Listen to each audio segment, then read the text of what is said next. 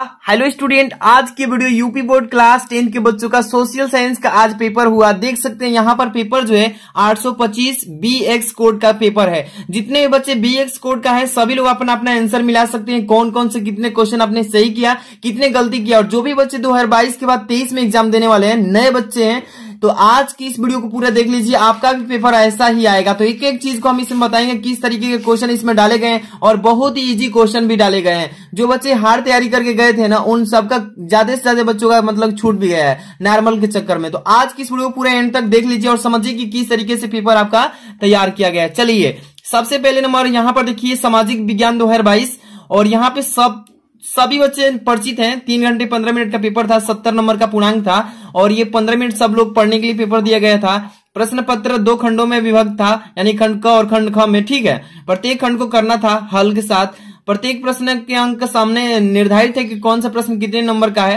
अब यह प्रश्न में 4 विकल्प दिए गए थे। बहुविकल्पी प्रश्न में अति लघु उत्तरीय, लघु उत्तरीय, दीर्घ उत्तरीय, जिनके संबंध में निर्देश भी प्रारंभ में दिया गया है, ठीक है। इसके बाद क तथा ख खंडों में हेतु दिए गए मानचित्रों को उत्तर पुस्तिका में मजबूती के साथ संलग्न करना आवश्यक है। तो आज की इस वीडियो में वो भी देखेंगे मानचित्र के बारे में। देखिए, दृष्टिबाधित परीक्षार्थियों के लिए मानचित्र कार्य के स्थान पर अलग से खंड में प्रश्न संख्या 14 तथा खंड में ख में प्रश्न संख्या 28 के उत्तर लिखने के लिए दिए गए। चलिए, सबसे पहले नंबर यहां से खंड क को स्टार्ट करेंगे। देखेंगे कौन सा बच्चा ये जो पेपर आज करके है गलती किया है कि सही, ये भी मिलाएंगे। और सबसे पहले नंबर जो बच्चे लाइक नहीं है, लाइक कर देना। देखिए, यहाँ पर निम्नलिखित कथनों यानी विकल्पों में सही का उत्तर चुनकर अपनी उत्तर पुस्तिका में लिखना था। संयुक्त राष्ट्र की स्थापना कब हुई थी? यहाँ पे 1945, 1920, 1942, 1947। सभी बच्चे जानते हैं कि संयुक्त राष्ट्र की स्थापना मतलब कब हुई थी, तो 1945 ईस्वी को हुआ था। इसके बाद अगला क्वेश्चन, भारत में मताधिकार की आयु कितना है? तो 21 वर्ष, 20 वर्ष और 25 वर्ष, 18 वर्ष। देखिए, भारत में मताधिकार का आयु जो है पहले 21 वर्ष था, अब घटा करके कितना कर दिया गया, तो सब लोग जानते हैं कि 18 वर्ष हो गया है। जितने बच्चे सही से मिला रहे हैं सब लोग मिला लीजिए।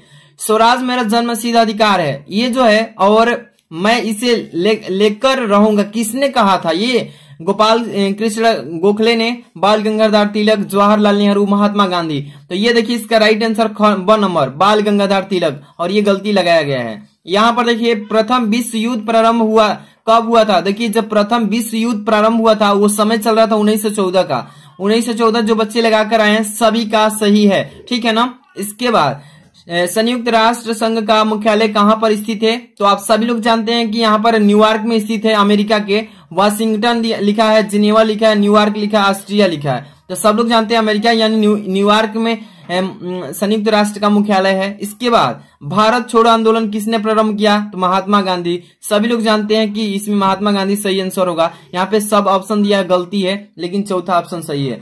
तो 6 बहुविकल्पी 6 नंबर, सामाजिक में 6 बहुविकल्पी पहले खंड में। अब इसके बाद देखिए यहाँ पर प्रश्न अति लघु में कैसा आया कि 2 अक्टूबर को जन्म लेने वाले किन्हीं 2 प्रसिद्ध भारतीयों के नाम लिख दीजिए। तो एक तो आप जानते हैं कि 2 अक्टूबर को आपके महात्मा गांधी का जन्मदिन मनाया जाता है, और दूसरे आपके कौन है? तो लाल बहादुर शास्त्री जी को। उन्हीं दोनों की जयंती जो है आपको राष्ट्रीय पर्व में लिया जाता है, ठीक है। तो यहाँ पे 2 अक्टूबर को कौन कौन थे? एक महात्मा गांधी, एक हो जाएंगे लाल बहादुर शास्त्री।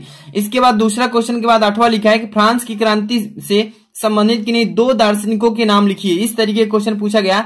संघीय शासन व्यवस्था की किन्हीं 2 प्रमुख विशेषता लिखिए। इसी तरीके से क्वेश्चन आया है, और बहुत ही सिंपल क्वेश्चन। बहुत सारे बच्चे हार्ड लेवल से तैयारी करके गए थे और क्वेश्चन बहुत ही इजी दे दिया है। तो आप लोग समझ सकते हैं, दोनों की तैयारी करना होगा। लघु उत्तरीय प्रश्न 10 नंबर क्वेश्चन में आ चुके हैं। भारतीय राष्ट्रीय आंदोलन में भाग लेने वाले किन्हीं 3 नेताओं के नाम लिखना है कि भारतीय राष्ट्रीय आंदोलन में 3 नेता कौन थे जो भाग लिए थे। वो क्वेश्चन नहीं आ रहा है तो अथवा में दिया है। प्रथम स्वतंत्रता संग्राम की असफलता के लिए उत्तरदायी कोई 3 कारण बताइए। इसके बाद 11 नंबर क्वेश्चन में आ चुके हैं। सांप्रदायिकता को दूर करने के लिए किन्हीं 3 उपायों का वर्णन करना है इसमें कि सांप्रदायिकता को कैसे दूर किया जा सकता है। अथवा में भी क्वेश्चन महात्मा गांधी द्वारा चलाए गए किन्हीं 3 आंदोलनों के नाम लिखना है इसमें, ठीक है। ये क्वेश्चन आगे चलते हैं। दीर्घ उत्तरीय जो बड़े बड़े क्वेश्चन आते हैं 6-6 नंबर के, इसको देखेंगे। भारतीय लोकतंत्र के समक्ष कौन सी प्रमुख चुनौतियां दी जाती है? या अथवा में दिया कि भारत में किस तरह की जातिगत असमानताएं आज भी व्याप्त हैं, भरा हुआ है। इसके बाद 13 नंबर, भारतीय राष्ट्रीय कांग्रेस की स्थापना कब हुई थी, उसके उदय कौन थे। चलिए, बहुत ही अच्छा क्वेश्चन दिया गया है। इसके बाद राष्ट्रवाद से आप क्या तात्पर्य, यानी परिभाषा बता रहा है। यूरोप में राष्ट्रवाद का उदय होने में कौन सी परिस्थिति सहायक हुई। इसके बाद मानचित्र से रिलेटेड क्वेश्चन दिया गया 14 नंबर। लिखा कि निम्नलिखित स्थानों को भारत के दिए गए रेखाचित्र में इस चिन्ह के द्वारा दर्शाना है और सही नाम लिखना है। सही उस पर एक आधा नंबर मिला था। यहाँ पे 5 नंबर के क्वेश्चन मानचित्र से रिलेटेड आएंगे। पहला नंबर, वह स्थान जहां जलियांवाला बाग का हत्याकांड पंजाब अमृतसर इसको मानचित्र में भरने के लिए आया था। वह स्थान जहां पर उत्तर प्रदेश की राजधानी स्थित है, तो उत्तर प्रदेश की राजधानी लखनऊ में स्थित है। यहाँ पर देखिए क्वेश्चन लिखा है, वह स्थान जहां 1929 में भारतीय राष्ट्रीय कांग्रेस का अधिवेशन हुआ।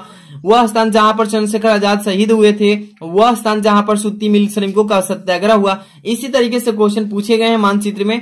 इसके बाद जो बच्चे मतलब बताए हैं ना, जो बच्चे यहाँ पर शुरू में लिखा है कि दृष्टि बाधित परीक्षार्थी, जो दृष्टि बाधित है, नेत्र से उनको दृष्टि से बाधित है, उनके लिए यहाँ पर क्वेश्चन दिया गया है।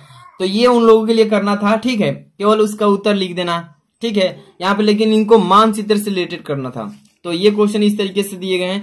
चलिए, इसके बाद यहाँ पे क्वेश्चन खंड ख क्या लिखा है, निम्नलिखित विकल्पों में से सही उत्तर पुस्तिका में लिखना होगा चुन करके, ठीक है।